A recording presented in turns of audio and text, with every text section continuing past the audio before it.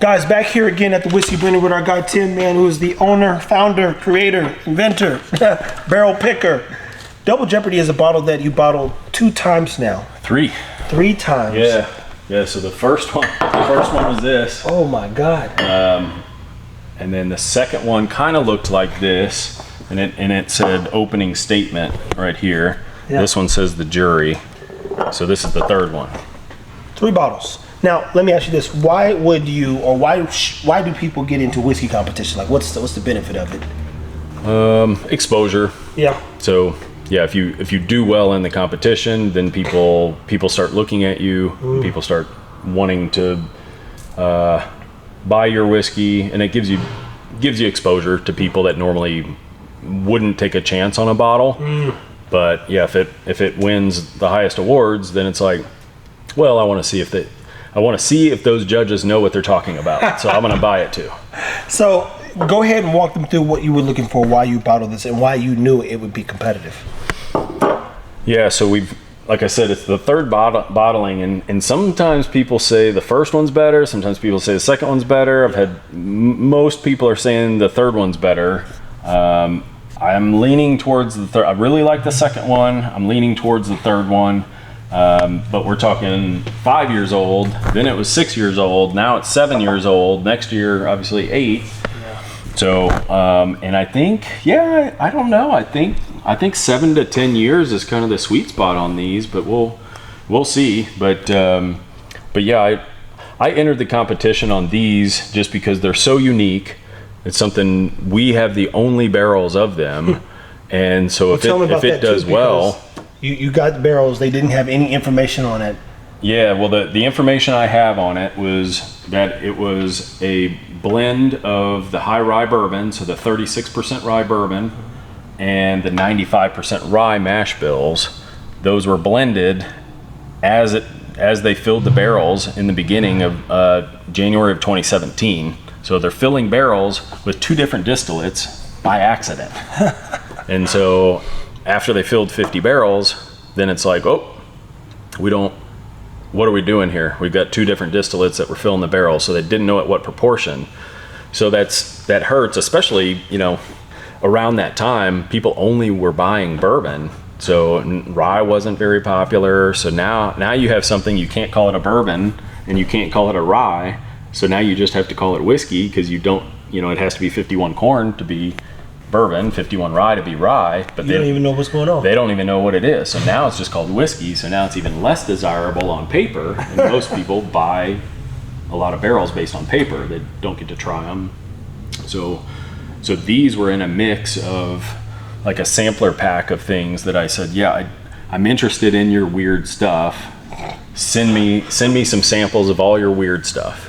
And we got quinoa bourbon, we got red corn stuff, we got all this like weird stuff, and all of it tastes like shit except for these were in the weird because they didn't know what it was.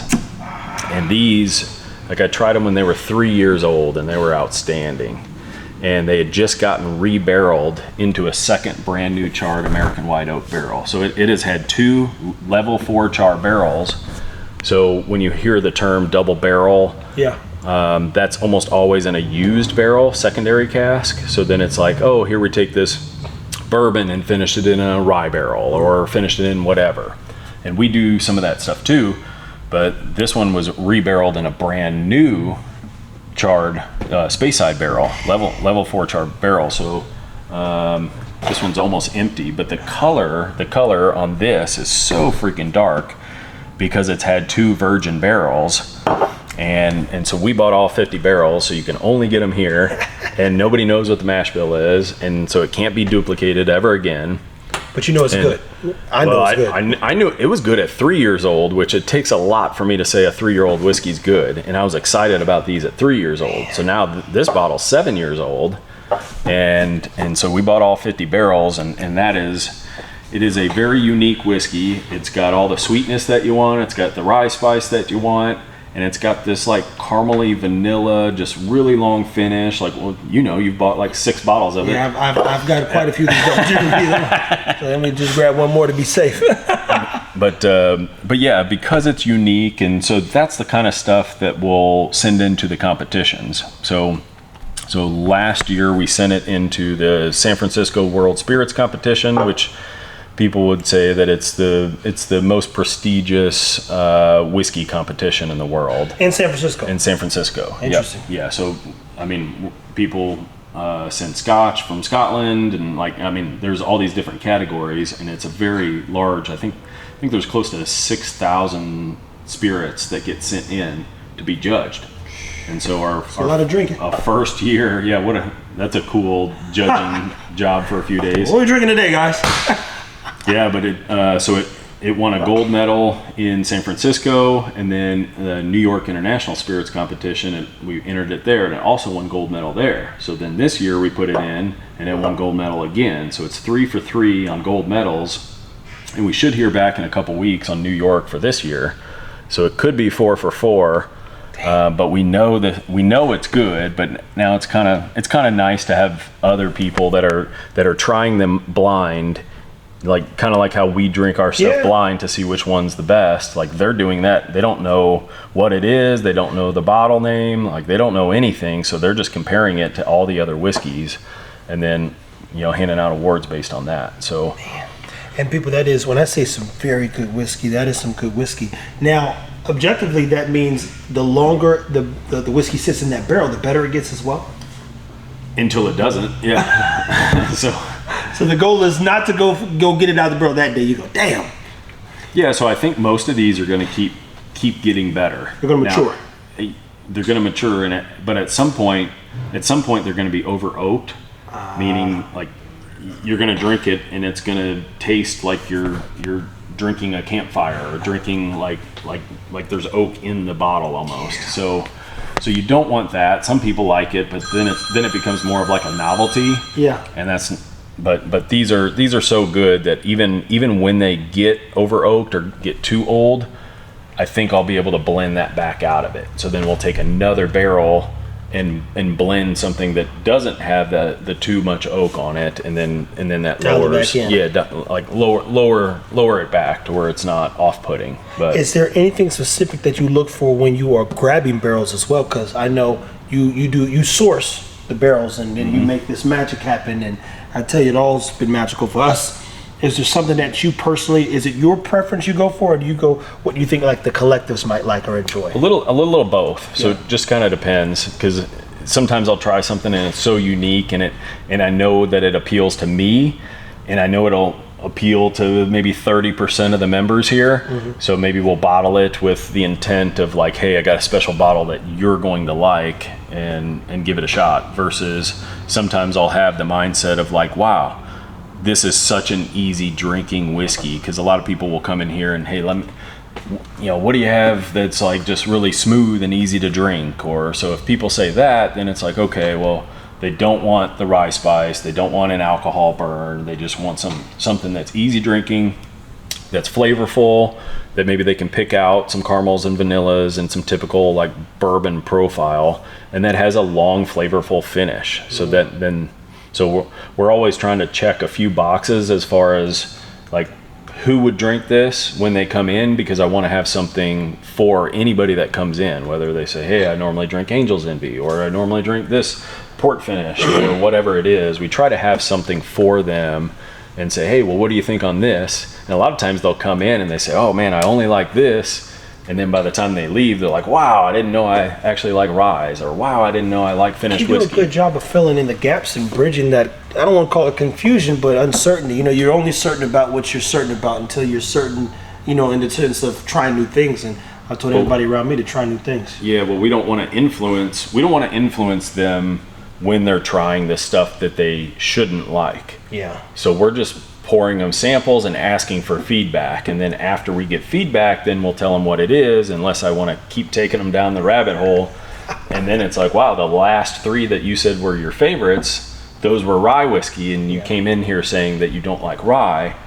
So then it's an experience that they'll remember, and then it's like, well, shit, let me buy those 3 bottles, because these are the only 3 rye whiskeys that I've ever tried that I've liked. Yeah. So, and then it kind of changes their mindset on like what they can look for going forward. And that's important too, people. We're going to do some stuff. We got to get this guy in the store so we can have him break down kind of like what to look for in the store. Even that'll be fun, man. See, yeah, but that's personal preference too. So I mean, I could do it based on like what I would look for. That's the part. Okay. And mind you, when you come in the Whiskey Blendery, he's going to softly, subtly, kind of encourage you to try. You're like, I didn't know what was that? And I told you, in my mind, I thought it was this, and he goes, no, it's that. That's the mad scientist in you. Yeah, and it makes you want to ask more questions though, because your brain is telling you one thing, and like even when he heard us talking about apple brandy, and then so we had him try 4 things blind. He's like, well, I definitely get apple on that one, and it's like, dude, there's no apple. He's like, you going, this is completely wrong. But again, he might be pulling some apple. Like if we had not been talking about apple, I'm quite certain he wouldn't have said apple. But maybe he did get apple. Isn't it crazy how the brain works though? Because the brain says, another movie reference. There's a movie called Focus. Man, where am I at on all these movies? I thought I watched a lot of movies. And Focus. Will Smith, they gamble a bunch. Margot Robbie. And long story. Old movie? It's not new, but it's not old. But the only thing they do all day in this one guy is he sees 52 or something, and so he's like, I'm gonna get him to do this, and the dude's seeing it, he's hearing it, he puts by the billboard. Influence, influence is interesting. Well, and anywho, people, competitions are important. Have you been to the actual San Francisco? No, and I don't even know if they like let you go to it. Oh, so it's not a hey, go out and let's see what happens. No, I mean they have a receiving room. Just imagine like people are sending them 6,000 bottles of stuff, and it's 2 bottles of each. So now we're talking over 10,000 bottles. They're taking in, receiving. Like they even say, don't give us packing peanuts because we'd have packing peanuts everywhere. And so I think it's just. It's not a spectator sport. It's you send the stuff in, and if you know somebody, maybe you can like get on the judging panel or witness it, but it's not something, because it's all blind. If I was going there to watch it, I would be like, well, mine could be out there somewhere. And then it wouldn't be any fun because I would just be watching people like sip on whiskey, and I don't need to fly to San Francisco to do that. Exactly. I could watch you drink right here. There you go, people. Well, listen, as always, I think we learned a little bit about the competitive space and why competitions are good. I guess, Docs, it's good to know that you're on the right path, even in a sense. Yeah. I mean, I know the whiskey is good, and part of the reason why I don't submit more to competitions is I don't really care what they think about the whiskey. Like I care what you think, and the people that are here, what they think, and I think it's good. So, and some of them are so expensive. Like to go to San Francisco, it's over $600 per entry, so and you have to send them 2 bottles per entry. So then it gets pretty expensive. So it costs $600 to submit a whiskey, and then to send 2 bottles is $1,200. No, you have to give them 2 entries, but you're giving them 2 bottles of each entry. Oh, so I see. So what then you're you saying. have to send every it to time them. you enter, you give 2 bottles, which is cost. Then you turn around and got to ship it, which costs. So $250 in whiskey for each entry, plus the $600 entry fee, and then when you win, then you have to pay another $200 to get a digital access for a license to use the digital medal. So somebody figured it out. That's all I'm saying. You gonna send us all your whiskey for free. We're gonna judge it and never send it back. And we gonna leave like this. They like this, man. We appreciate all you guys for paying us to drink all this free whiskey. Judge it, and you gonna pay us for a digital sticker. Yep. Yeah. So it's so the one in New York is a little more reasonable. I think it's like $3 or $350, but they haven't raised their rates in like 14 years or something. Dang. So. But yeah, there's competitions all over the place too. So it's like, how much influence are you going to give the people that are, saying that this is good or bad, or because sometimes you look at the list and it's like, hey, here are the top 20 whiskeys of 2024, and you look at the list, and if I've had most of those and I see which ones are at the top, then it's like, it makes you think, okay, is this legitimate, or is this a pay to play kind of thing, or how much politics are involved? And so I don't know.